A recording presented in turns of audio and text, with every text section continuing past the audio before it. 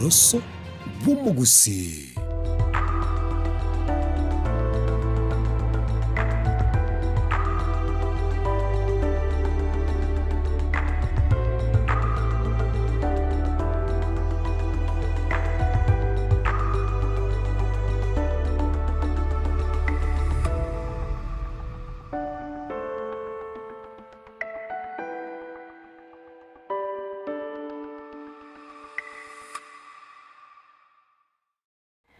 Wairibya naende omwanchwa omurigerera no kwegena kwana bunari tukuri abanigo ria rengeri twerero nabwe gogo kwabeire gwo kwego kya nemerubiri itokorwa abo chinsa chamambe wikabono iga chinsa ibiri chabono botuko na botambe ritkoria Jumatano tukumirana naye asomorobiri bomwinori ritkoria rero nigo tubwato mwinori we ritkoria rero oyu ikirega ase studio yeto oyo gochikabaga gotwerera omugano enororo yega ngokora amanyinga omusubati Carol nigo aberega korenda abantu gose nabwato omwana obwato borore bwa cerebral palsy naboigo na oberega kusira bari babwato omuchando oyu kero ayu akonya gocha nigo naira aikirege gasi studio anyakwa otwerera tutebinga ngitambukiro kigose ningi kya mwererete anyare kobaga kwene kinga ngokonyare eamate anena abana bari babwate omuchando yu ngendo korangiri kikega ikaranza oike onyare kobaga kubwati omugano yiga asenchira yobwime naboigonye kubwate riboririnde oranyare kobaga gusanga naito nabo kwene kinga ngori kore ujumbe gwitrase namba ite studio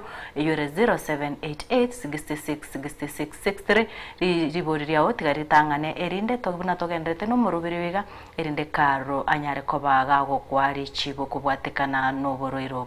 Asante sana Karo, karibu sana. Asante pia, asante kwa kunikaribisha.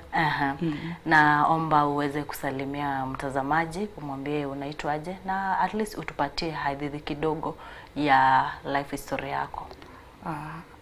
Asante sana watazamaji wetu kwa siku ya leo. Nina furaha kufika hapa. Nitakuwa nachanganya lugha mbili, Kizungu na Kiswahili. Ni sawa, ina kidogo ndio nisikwame. Na majina yangu ni Carol Joseph Emoyo. Mimi ni mwanzilishi wa shirika la wazazi walio na watoto walemavu ambao inaitwa Smile for Neurodiversity. I'm the founder of Smile for Neurodiversity organization, an organization for parents with kids living with neurological disorders. Myself is a parent. Mimi mwenyewe ni mzazi wa mtoto mlemavu. Actually my son is turning 16 years this month. Akona severe cerebral palsy. Kwa hiyo namaanisha mtoto wangu ana milestone yote, haizi keti, haizi simama, haizi zungumza, haizi hajashikilia shingo kwa miaka 16 sasa, tuenda miaka 16, shingo yake haijashikilia, bado imelegea. Tangu azaliwe hajaikanyaga chini, tangu azaliwe baada ya miezi 6 ile maneno ambayo alikuwa nayo mama iliisha. Maana yeye my son acquired cerebral palsy after getting sick. He suffered meningitis at 6 months after birth. Hakuzaliwa hivyo. Alipata baadaye baada ya kuugua ugonjwa wa meningitis. Hapo ndipo sasa akapata hiyo utandio wa ubongo. So since then mpaka saizi tuna miaka 16 hakuna milestone yote, cause yake ni severe. The brain most of the cerebral part of the brain was affected. He has no muscle coordination, he has no movement, he has no speech. Sight ilirudi baadaye. And I thank God for this far kwa sababu alinipa watoto watatu. Wa kwanza yuko sawa, saizi amemaliza mwaka wa kwanza katika chuo cha anateka law in Moi University Annex. Then the younger one is turning 5 and he's okay. Ni huyu wa katikati tu ndio aliyeadhirika na meningitis. Huyu mwenye kuna ugonjwa ni wa katikati. Wa katikati. Na mara mingi tunasema cerebral palsy si ugonjwa, ni hali tu ya ulemavu. So nilipompata miezi zake za kwanza 6 zilikuwa sawa. Then baada ya ugonjwa ndio tukaanza safari ya cerebral palsy na akawa affected kabisa. So yeye ni ule totally dependent. And along the way we lost the dad because alikuwa na higher expectation. Yeye alikuwa na matarajio maalum, matarajio ya juu. Maana alikuwa anatarajia maybe tukifanya mazoezi ama tukipea mtoto malisho mema ama tukimpea yale ambayo daktari wanatu maybe they advise us, mtoto atakuwa sawa. So baada ya miaka 10 kufika akaona mtoto bado ni sasa mtoto ndio anazidi kuharibika kabisa na yeye akashindwa akafa. Karo, kwa hii nini muda umeguzia vitu mingi sana. Umesema mtoto wako hukumzaa akiwa hivyo, alikuwa normal kid. Yes. Seme ilikuwaje ama wakati wakati sasa aligonjeka alafu ndio ukapata mtoto amepata hii shida? Because umesema ulimzaa akiwa normal like a normal kid. Najua matarajio ya mzazi ukizaa mtoto kuna vile unaanza kumfunza kutembea, kuongea. Sasa imefika imekatishwa ghafla. Na wakati ulipata hizo taarifa, wakati daktari labda walikwambia mtoto wako amepata hii shida, uliteka aje hiyo nini information? Haikuwa rahisi, maana unapopata mtoto akiwa sawa, kila mama ni furaha kwake. Lakini most of the time me I normally tell people it might be the negligence of doctors, cause akiwa mgonjwa the first week tulikuwa tunampeleka kliniki hapo mtaani kwenye tunakaa. So walikuwa na mtibu malaria na pneumonia na meningitis nayo inaendelea kumkula. So the second week ndio wakasema wao wameshindwa, wakatuvifaa Kenyatta. Reaching Kenyatta it was already done. Aliingishwa tu ICU straight for 2 weeks, akaingishwa normal ward for 2 months. So we were in hospital for 2 months, full 2 months. So kutoka after hiyo matibabu, after ICU ukuja normal matibabu, tukapata sasa amesha paralyzed. It was kind of paralysis. Like the brain was affected, it was damaged totally with the effect ya meningitis. Because mara mingi mwambia watu meningitis causes cerebral palsy. We have lack of oxygen during birth causes. It's totally poor supply of circulation of oxygen in the brain. Unapata maybe prolonged labor also does that. When you have jaundice, that is with the rhesus factor effect pia unapata mtu anapata hiyo bado hiyo cerebral palsy. And then also after birth, you see after that prolonged labor, all those a kid can get. And also after, if you maybe kama umeepuka hizi zote za before and after birth, kuna sasa hii ya miezi 6 meningitis inatokea hapo. Asante sana. Umurigire bwenso konkaitenga ni gogendete kubwatia omugano yu Karo Joseph uyu ogendete gutwerera buna umwana we anyarete kobaga konyora uburoire bwa cerebral palsy. Kero no kwegenanga onogendete konyora obosemia kero kendinga ni gobwatu muroiro bwatu muchando yoiga na ichinsa chao bono eri no nyare kobaga konyora obosemia na ndena kumanyiga bubosionga onye kubwateri boririnde kusonye kubwata ndo gwetera enekinga nguri koro jumbe etanganega ga studio gwetera se namba ya botambia 0788666663 erinde chinsa toko genderangu chindo kwari bagaso guchikukwa na nesemi erino nyare ko bakugukwana nere ayemo ase ayemo Karo. Na nikuulize sasa, hii safari ilikuwaje, imekuwaje sasa? Huyo mtoto daktari walikuambia umesema bwanako alisema ama alikuwa na matarajio kwamba the mom naenda hiyo therapy mtoto atakuwa sawa, atatembea, lakini akaona la haiwezekani. Sasa hiyo safari imekuwaje sasa since then? Hata najua nini diet ili change hata ya mtoto, umeichukuliaje mpaka sasa mtoto ako 16 years? Safari yenyewe haijakuwa rahisi. Imekuwa safari ya ups and downs. So yani it's been a tough journey in that you can't even wish your worst enemy, because it eats you psychologically, it eats you financially, it eats you emotionally, and even you lose friends, family go, family leave and everything. Actually mume wangu tulipo bahati alipobadilika akawa na hiyo akapata hiyo condition. So unajua sasa ilimpata baadaye. So babake hakuwa anajua kitu kama hiyo. Though there's a doctor mwenye alituambia huyu alituambia hadharani waziwazi huyu mtoto atakuwa tu cabbage. Hivyo ndio alituambia, but mara mingi mwanasema wish I knew that time, because sasa tuseme kwa cabbage kwa lugha yenye naeleweka alimaanisha nini? Actually cabbage means something that can't achieve anything, or cabbage is just watery. It doesn't have any nutrition, and it's not nutritious. It's just like unaongeza for the fibers, maybe digestion, kitu kama ibata ikuongeze chochote. Tukisema tukienda tu kwa upande wa madini. So ni kama alimaanisha mtu anaenda kwa tu kitu ovyo. Kitu ambayo ajitegemea, kitu tu ambayo, so sisi wakati hatukuelewa, I cried for 3 years. Na hiyo neno cabbage ilikuwa inazidi tu kunikujia, nasema so hivi majuzi ndo nimerealize guy, kwani this doctor meant that my son is not going to get anything, it's just going to be anakaa tu hivyo. Sasa by then nilikuwa nakata, but sasa hii that picture is now coming, inakuja vizuri, unapata yenyewe it's like yako tu, anapumua, anaweza cheka tu, anaweza smile, hiyo tu ndio anaweza fanya. Jua hizi hata keti. So mara mingi si tunamfungia, we have the special seat, you tie, unamfungilia hivyo, but yeye mwenyewe kumweka kukaa hataweza. So what happened, the dad with the high expectation, daktari alikuwa therapist alikuwa na advice, maybe mkifanya therapy maybe ya 3,000 mtu atakuwa sawa haraka. Dadi yake anasema simfanye 6,000 atapona haraka. Sasa simuongeze basi, alikuwa na double until he went bankrupt, like zero. So after that he sank into alcoholism. Alikunywa pombe kweli. Depression hit, even ilimhit na akaingia alcoholism. So he did that. He really drank until his death. So with that, actually what happened, friends pia ndio walikuwa na push kitu kama hii. Sasa unapata wanamwambia maybe it is you that caused the son, maybe because my son was so floppy, alikuwa amelegea, ile kulegea kabisa. So walikuwa nasema maybe ni yeye anafanya, ni yeye venye alikuwa mlevi ndio kuleta hiyo product, wakapata mtoto amelegea. Ndio so with that heavy drinking and all this depression that alikuwa nazo, we just lost him. It was on a Monday at work. He just died at work. He collapsed. Not even collapsed. He coughed blood.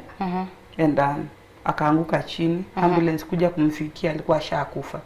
So yeye alikufa akiwa job, kupelekwa tu mochari, hakuenda hosi ama kutibiwa. Yeah, just like that. Na by then tulikuwa tumepata saa mtoto mdogo. See, we had bahati for 10 years. We feared getting the another kid because the fear of the unknown. Because we thought maybe if you get another baby, probably atakuwa na cerebral palsy ama anaweza kuwa mlemavu. So kupata Jabali, the dad only alikanae for 1 full year. So the fact Jabali was turning 1 year on Saturday, the dad died on Monday. Just like that. Sasa Karuni kuulize hapa sasa, umekuwa na mtoto mgonjwa venye umetueleza hiyo hadithi yako, alafu uko na mtoto mwingine mdogo. Mwenye mlikuwa mnasaidiana naye ni baba yake. Sasa ameaga. Amekuachia mtoto mgonjwa, amekuachia mtoto mdogo. Hakuna mwenye mnasaidiana hapo mawazo. Hiyo safari pia ilikuwaje? Hapo sasa ndio ilikuwa kizungumkuti zaidi, sababu marafiki walinitoroka. Familia ilienda. Kila mtu alienda. I remained with only my brother. So I was working with men. Because myself, I was born amongst boys. So my brothers were surrounding me. Nasikia huyu na huyu hivyo. But any idea ati maybe mama ama baba mzima ama marafiki wanaweza tu advise fanya hivi ama fanya hivi. That one I healed on my own. And I thank God because grace has been sufficient and it carried us along. And immediately after we buried Baba Bahati, that is when Smile for the Neurodiversity came in. Because now I saw if my husband had someone, angepata mtu amongeleshe, maybe angekuwa hai sahi. Lakini hakupata mtu, depression ikamaliza. Jumini hata ningeweza muadvise, anasema unaniambia nini na tuko wote ndani ya hiyo shida. So angepata. So the reason I formed that organization was after losing him, I saw like we don't need to lose men or these special parents. They need someone to talk to or someone who will talk to them. And the reason I started the organization. And right now we are talking to parents. As I've told you, I've just been another event. We've talked those who cry. But today I'm happy because no one has cried. No, yani machozi yetu inaenda ikiisha. So we celebrated together, and that is the purpose of the organization, making these parents come together, because most of the time we are all alone. Unapata hakuna mtu ambaye anakumbatia. We are trying to create awareness and asking advocating for our kids, and we trying to make the world include us in everything. Like we thank God maybe for people like you who consider us, even giving us this airtime to come on air, talk about us, our kids, and also the condition and also the challenges of life that we're going through. So my life has not been easy, especially when Baba Bati died. It was like starting life again. You're like, where do I start from? You are here. Hata fadhali mara mingi nilikuwa nasema hata better babake angekuwa hai. I'm sorry to say that because tungepata mtoto mwingine, maybe Mungu angechukua Baha, but God had a purpose, but he had to live for me to serve the community. Yeah. Asante sana, asante sana. Umurigereria uyo akuru kwa Karo Joseph uyo gendete gutwerera umugano ye uyo tutebiringa usenigo agokonya abaiburi na boigo abana bari babwate uburore bwa cerebral palsy aseboigo agendete gukwaniranga ere nigo abwate umwana obwate umuchando uyu keragotebanga uburore ubu namanyete nga muchando kekero obwate umurore uyu muchando kino nae gwekugwetera kero atwereire gocha bunanya tkobaga gusiria omugako e gusumusachoe kubwatikana n'uburwaire bwa stress ekero musacho yere asinyite koremereria ekera rochenga umwana yobo ekera amatumaini ari abwate guchasa umwana musacha niga bwate gosemeringa umwana gakugendera konyore therapy nachikobonera kintinyari kanite musacha obono stress kamoso wika anyate kobago siria obugima koigure nga Karo tutebiriga bunga nigo anyarete kobaga kuigore foundation yae eywe gokonya abantu bande tukuragenda omutimo komokego omwanchwa omurigereri tukwirana toswe asensemo ya kabira tutebinga foundation yiga nga yigutuka na inde mbarabya bayiga gokonya erinde tunyako batogosemani buna botambe toshare kwirana ndi asegeke egeka kerebosyo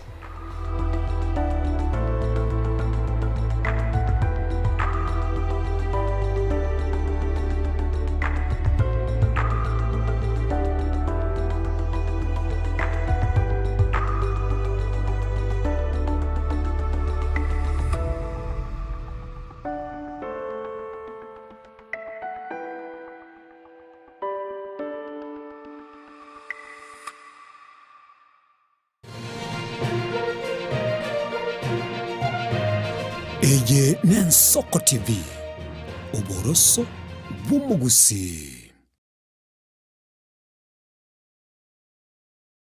Onye kubwateri bolyo obosemia gusekero kende gyonsigoro yemirobiri yaitu Yensoko TV twakeresimi ase namba 0788666663 gose tulikiriri ukuri email ensokotv.ke@gmail.com boigo nabugo tutarira service ite gutuka samagacho hazina towers egoroba ya gatanu narimo asumucho munene Nairobi. Ensoko TV oboroso womugusi.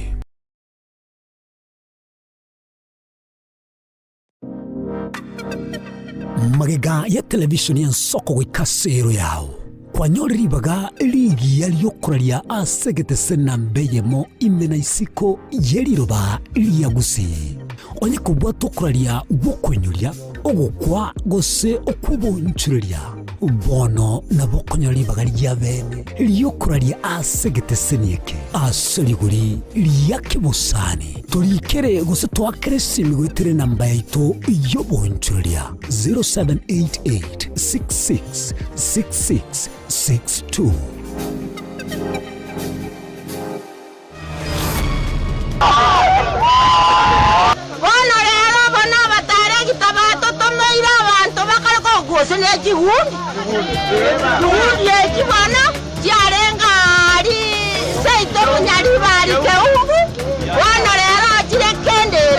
Seginigo yabwatanse hitkoria rero ase tundubari yakiendera ase gatia basaya basagana humurobiri bokweno no wekiratigo cyase kitundubari okorabona bekoriye keroke bosenete county Nyamira Jeremia Migosi agokirisa nabo bisakurwasi kampuni tofauti na abaremi barure chinkongo aho chiensengima bakira so bongega ase semo yokonyora amaegeria yeri tukoria rero abari mikoro gusi niko banyodro bosemia igoro yo kubwate chinchira chiekerero gwikira ni boremi bwabo We will have restaurants, we will have gyms, and many other facilities that will support not just sports, but will support the creative economy. Na sechigoso ritkoria rero nigo maraibwense arigania he timu ya AFC Leopards asa nyombere na yoburai asa nekiria serikali yaye nigagendete kubika hindobiri yobosira chigoso.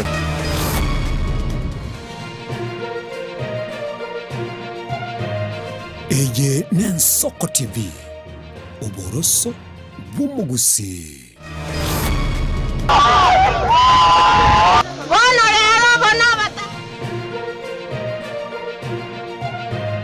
Eye Nensoko TV Oboroso Bumugusi.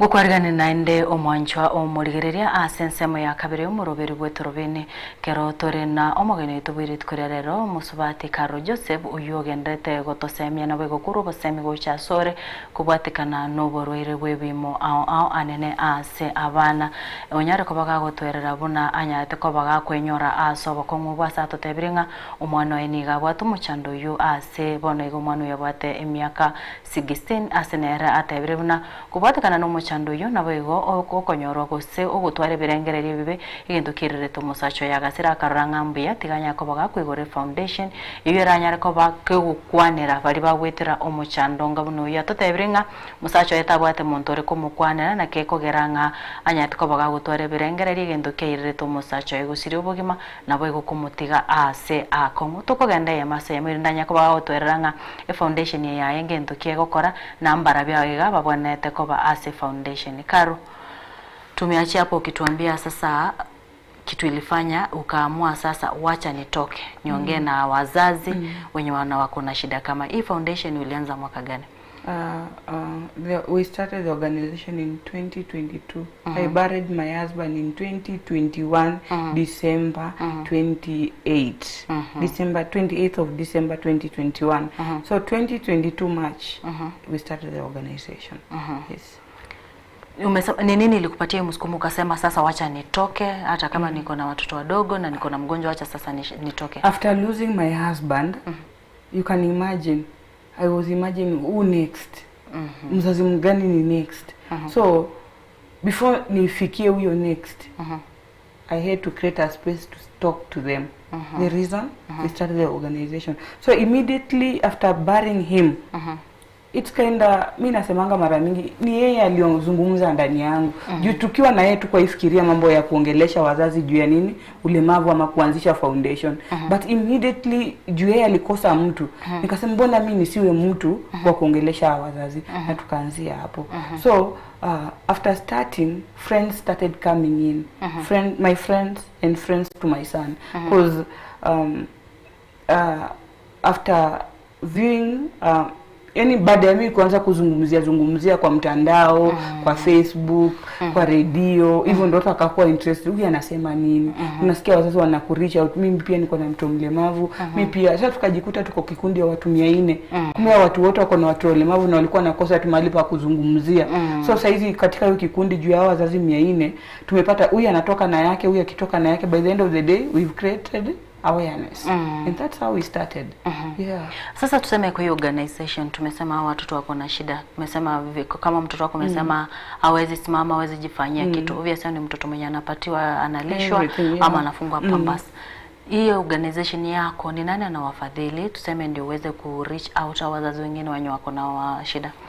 Mara mingi naweza rudia tena marafiki zangu, marafiki wa mtoto wangu na marafiki wa organization na wale ambao waisani ambao wanaona kazi ambao nafanya kwa sababu like right now you are speaking, you shared my number.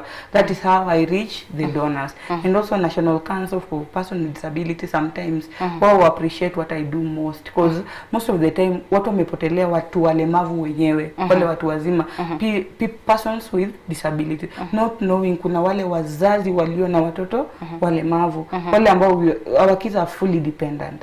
So wezi tarajia tibati atakuja enda jitetee kama yule mlemavu wa kawaida, yule mlemavu mwingine.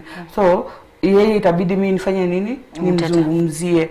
The reason tukaona bila kujitetea sisi wazazi, hakuna mtu ambaye atatuona. Juu hao walio walemavu wenyewe, mara mingi mimi husema mimi mwenyewe ukinitazama sina ulemavu wowote. So you won't know the disability I have.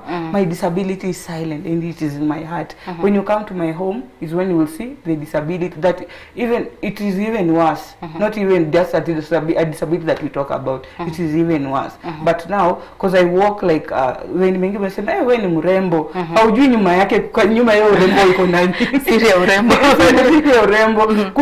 Kuna disability nyingine ambayo izungumuzi huko ndani. Na imenifanya mpaka sometimes unakuwa affected mentally hivyo. Mara mingi utapata hata mtu anakujaje anasema Karo ako na hasira, Karo ako sijui na machungu. Si mimi kupenda, ni ile pressure ambayo inapitia na ile depression, ile yani mapito ambayo inapitia maisha ni mengi sana. Na najua wazazi wengine ambao wananitazama, kama umeficha, kama uko na huyo mtoto kule nyumbani, kama umeficha kule nyumbani ama umemfungia, unapotazama saizi katika runinga unaona Mama Bahati anang'aa kwa nini? Alikubali. If you accept the condition of your kid, life becomes easier, and that is the beginning of your healing. I'm healed because I accepted. If you don't accept, you'll die like Baba Bahati.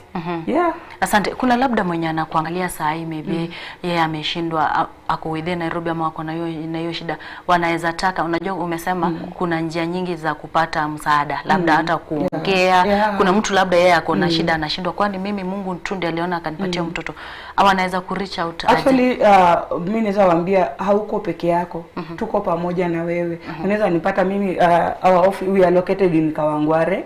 We are in Kawangware. Smile for Neurodiversity Organization is located in Kawangware. Right now we are in Kawangware PG, and my phone numbers are on air. You can say it. 0715 830 347. That is my personal number, and it's also the organization number, because we started when ukianza na namba moja ukienda kubadilisha mambo inabadilika, haitakuwa the same again. So that is my number, 0715 830 347. On Facebook you can get me Carol Joseph, that is one name, Carol Joseph's Emoyo. And we also have a page, Smile for Neurodiversity. Ukifika huko ukini inbox, mimi nakuanga mwepesi sana wa kujibu. Ukinipigia simu sitakosa simu yako, na bado ipo tumaini. Karo, tumeongelea maybe wazazi wako na watoto wangependa kutafuta usaidizi. Pia labda kuna Mkenya sasa ameangalia, na unaweza waambia ni nini hasa unatumianga ama mnahitaji katika organization, ndio labda kama akona msaada wote ndio ajue hata direct ya jama ataifikishaje kwako? Watoto wetu wako katika madawa anticonvulsant, because most of them do convulse, yani wanazimia. Hiyo convulsion is kuzimia. So they are under anticonvulsants, and like mine is 16 and is fully on diapers 24/7 since the 6th month. Yani ni yeye maisha yake yote amevaa diaper. Alafu wanakuanga na vyakula maalum pia. Kuna therapy sasa ndio inatumaliza. Therapy na diaper inatumaliza kabisa, juu a session costs for a lot. Like my son is almost your height, so kumbeba kumpeleka therapy ni ngumu, inabidi daktari akuja. Alikuwa anafanya na 15, sasa imefika 2000 sababu ya wenye pia inflation ya life imepanda. So if you have that help, kindly just reach me out. I'll come to your doorstep and pick. And my number is open for anything. If you have diapers, maybe diaper companies, you feel like sharing with the special need kids, we are ready for that. If you have food stuff, maybe unga, milk for the kids, or even yogurt, we also use that. And you have that neighbor that has a special kid, kindly just visit that neighbor and embrace that neighbor, because what he goes through or what she goes through is something else. So he just needs an embrace. If you embrace that parent, the embrace will be directed back to the kid, and the kid will have a humble life. And we also have said foodstuffs, therapy. If you have that, uko na uwezo maybe unaweza lipia mzazi mmoja apeleke mtu therapy. We have many, and we also have those who are watching me right now. I'm sure they are going to call, because whenever I'm on air I get a list. Na hiyo list sasa msaada haijaingia, lakini list ya mahitaji imeingia. Sasa inakuwa at least inakuwa na challenge kidogo, but we keep hope alive and we keep trusting in the Lord always. And sisi ni wale tunasema wale watu ambao we don't give up. And giving up is not an option to a special parent, because if you dare give up, you are finished, you plus the kid. Yep. Asante sana. Wacha ni chukue semu kidogo hivi alafu ndio tumalize. Buya mono sana umurigereria onye kwari kubwatia omorobirio yo ribaganiria ongo kwa onyare koba kugwaka esimi yetu studio twanyare koba to kwigura chisimi chetu ene kinga ngo akore simi Yensoko TV to ake ya karo tario kumwakera sai bonega ngo sabo ake yiga ye number ye studio 0788 66 66 63 irindo nyare koba kugukwana nere eyemo anseyemo inde anyare koba ka ukwanera usanya koba onye kubwate mu chandonde nabakunyara koba ga kujoiraneria ase enchira yabene kigimekra ngongo kwa chidaka chinkego irinde tonyare koba tokurwa ase ensemi yokaru wakati wanaendelea kupiga simu. Challenge mnapitia sana ni gani kubwa? Actually we go through stigma na being fought by the community and being watu tushatengwa. Ushaikuwa na ile kikundi ambayo imetengwa, kuna mtu anakubali kwa like today there's a mother who was talking like alikuwa anasema hata kanisani yeye alikataliwa, ikabidi atoke hiyo kanisa aende kanisa nyingine sababu hata yule pasa ambaye alidedicate mtoto alifika mahali akimpigia simu saa ashiki simu. Such kind of things we have to fight. Asante. Naomba tuchukue simu ndio tumalizie hiyo nini. Hello Ensoko TV. Karo, yani nini? Yes, wairu bya ndo kwa nerendege so airo mogane igu. Kwa nande. Ine. Sasa shumano yo. Yako na sai yo. Anasikia. Asante, atakujibu. Atakujibu. Anauliza signs za hiyo ugonjwa ni kama nataka umjibu sahi. Actually at the start nilisema si ugonjwa sababu haina matibabu. We just manage cerebral palsy, we don't treat. Ugonjwa inatibiwa wangu lakini condition ni hali ya ulemavu ni kuishi nayo, hata ishi nayo. So tuna manage.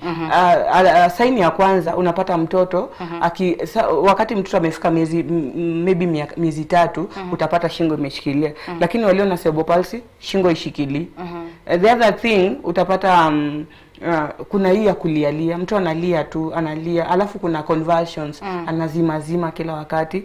The other thing unapata the thin, unapata wameisha wamekonda, alafu condition kama ya Baha walikuwa ameregea, na kuna wale wamekauka wamekausha kabisa. That is spastic. Those who are spastic and those who are floppy. Yeah. Asante sana. Mbuya mono murigereria karongo kwari bagagendera gwakisimi gwetere namba ito studio karoto kendete konyorobo semi mbwati chidaika angisano igerende turwa asense moyo muruberio karondo chenga narega igogonte ai baba mombore riga iri bori ya enkorira nirindo chakare kubori nga okubwenia kuborwero bugose nechibesa agusaba naende naigorete branch ende aigagusi. Kuna mwingine anauliza hapa kama kuna wanaweza pata aje branch side za Kisii town. Kisii town, actually I have a friend in Kisii. Megan Kerubo, umesikia? You've been championing. Megan alikuwa Nakuru and we've been working with her. She's one of the moderators kwa Smile for Neurodiversity. So kama ako Kisii afanye hiyo kitu basi the other side. Sasa apige namba yako alafu ndio mdirect kwenye Megan ako huko hivyo, anaweza if at all they want to start an organization that the other side, so we are ready to support. Okay, yeah. Okay. 0788666663 ninonye kubwateri boririnde nekingangwa kore simiao erinde tokore asense moyo muroberio iga karotwanyorere omusubati karo uyogendete goto semia. Hello Ensoko TV. Hello. ekore kana ntugo cha kuigwana na enkware ngange elo Ensoko TV Ensoko boire bya Linet ni ngoyoiga ukwana na James kwa Nairobi pipeline kwana bonege Swahili James omugeni akwego wewe madam Mzuri sana. Mambo anakusikia James nilikuwa nauliza ilikuwa na first born by now ako 6 years alikuwa amezaliwa mzuri ikafika ile wakati ya kwanza kutembea sasa ikaanza mguu mmoja ikaanza ni kama ina limbo pande moja sasa on the process tukafikiria ni ile hali ya kutaka kutembea akaendelea hivyo tukaona hii kitu imeenda hapana waje tumpeleke hospitali kumpeleka hospitali tukaambiwa ni hiyo cerebral palsy lakini haiko mbaya sana lakini anaweza tembea anaweza jilisha na anaenda shule kutembea anatembea na shule anaenda sasa tukajaribu kwenda hospitali nyingine hata wakajaribu kumpima miguu wanafikiria mguu mmoja ni fupi kuliko ingine sasa tukaambiwa na daktari ndiye anafaa kufanywa operation na hapo nimesikia umesema hiyo ugonjwa haiwezi tibiwa au is it possible sawa atakujibu sawa asante unaweza jibu James kutoka pipeline hiyo umesikia James kutoka pipeline nimekusikia vizuri cerebral palsy inakuja katika 3 stages we have mild au wana achieve milestones they achieve milestones so they get along the way they get they walk they talk they do everything because part of the brain that was affected is little kidogo and we have moderate au wako katikati kuna senye wako sawa kuna senye wako mbaya then we have severe severe is bad like zero kabisa utaishi nayo yes so when you are told to go for surgery that is correction it's not treatment it is correction so we are correcting wana correct ile mgunye ilikuwa imeenda vibaya wana correct wanarudisha and we also with therapy we correct but you can utaambia mzazi atatibika apone alafu senye hiyo mguu itarudi tena kidogo atakulaumu ama atakulaumu so we correct and we manage cerebral palsy and all the other conditions but we don't treat because along the way maybe like my son was not in bad condition hapo chini akiwa mdogo ilikuwa tu floppy na kila kitu iko better lakini venye ana grow unapata mguu inajikunja mikono siku hizi zimefanya hivi na mikono zilikuwa sawa nitaambia mzazi wakati alikuwa sawa nimwambie atapona alafu ampate hivi nitakuwa nadanganya so I won't lie we will correct the legs we will do what we will manage the condition but we won't treat the damaged part of the brain is dead something that is dead doesn't come back to life so we manage asante sana asante sana miende wacha nichukue simu nyingine ndio tuendelee hello Ensoko yes ngoyega salama sana tunaongea na nani naongea na Jason ya kutoka wapi kama nimepotea nilikuwa napiga one of the station sasa Jason ni kama hujajua tunaongelea nini na kuna mwingine hapa anauliza nitapata aje branch Nairobi huyu nani mimi niko Kawangware definitely wewe na mwingine cause yako side gani tuko mpaka na watu kutoka Mwiki watu wanakuja hata leo hivi tumekuwa kwa mkutano watu wametoka Nairobi Kikuyu Mwiki Kasarani wametoka upande wa Mombasa Road wote wamekuja huku hivi egento okora ene kingangwa kore simi oyoge kuboringana kyoko monyachinsa mocha Nairobi namba ya ngo bikwirega bwa screen ene kingangu mwakerore simi erinde namba ya abekirugabo ene kingangu mwakerore simi gosomurikire ujumbe erinda kweresenga asense moya Nairobi na kimogo chikumira na nera na boigona kimora konya ni simi nkubata nayo mwere elo Ensoko TV elo salama sana tunaongea na nani unaongea na Jasper kutoka Nyamira Jasper kutoka wapi Nyamira karibu sana hii shida inakanga kwa watu wadogo peke yake ama inakanga mpaka watu wakubwa asante atakujibu wacha naomba nichukue simu nyingine ndio ujibu kama kuna swali lingine Ensoko Wairuya ni nani huyu huyu ni mwalimu Douglas Nyanumba Douglas mwalimu asante karibu kwanza nampatia pole kwa hiyo kazi ambayo anaifanya. Lakini kama ameistahimili sasa kufikia sasa. Ile tu nataka nijue kwa sababu sasa amekuwa na experience. Hii physiotherapy huwa inafanya kazi ama ni ile hali tu wale madaktari wanakula pesa? Kama haifanyi kazi kuna option nyingine? Asante, atakujibu. Thank you. Asante sana. Karo, naona simu ni mingi lakini masaa tuna.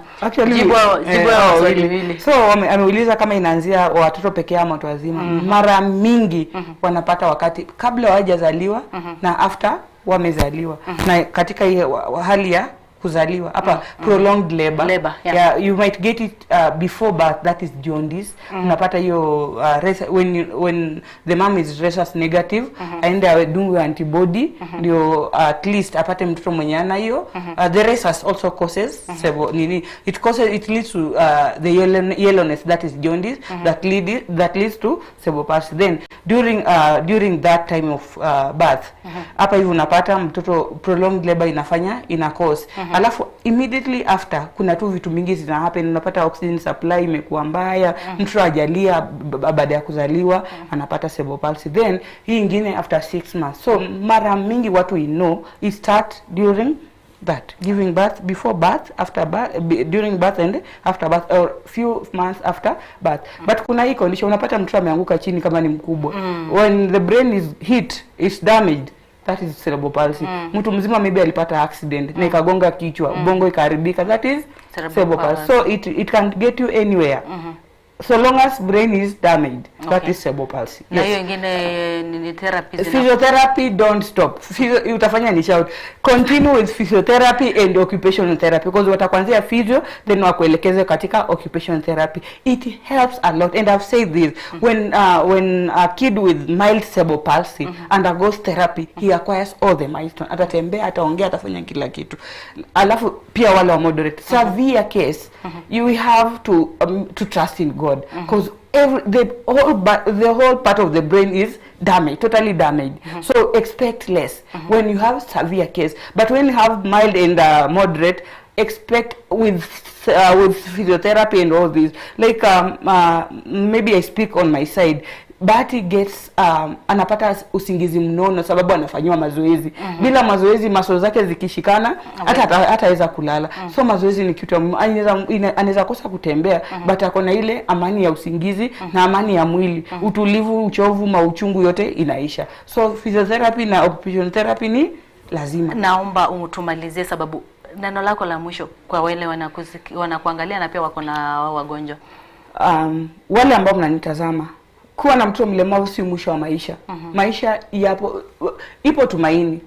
Most of the time I say there is hope, and we keep hope alive.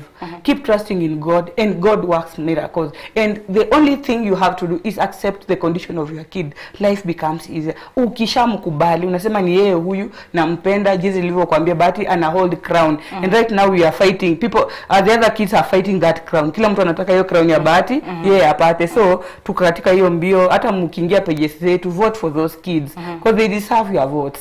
They deserve, because imagine huyo Bahati ako hapo chini na ako na crown. Wewe Linet uko na nini? Do you have a crown? You own a crown? Probably you don't.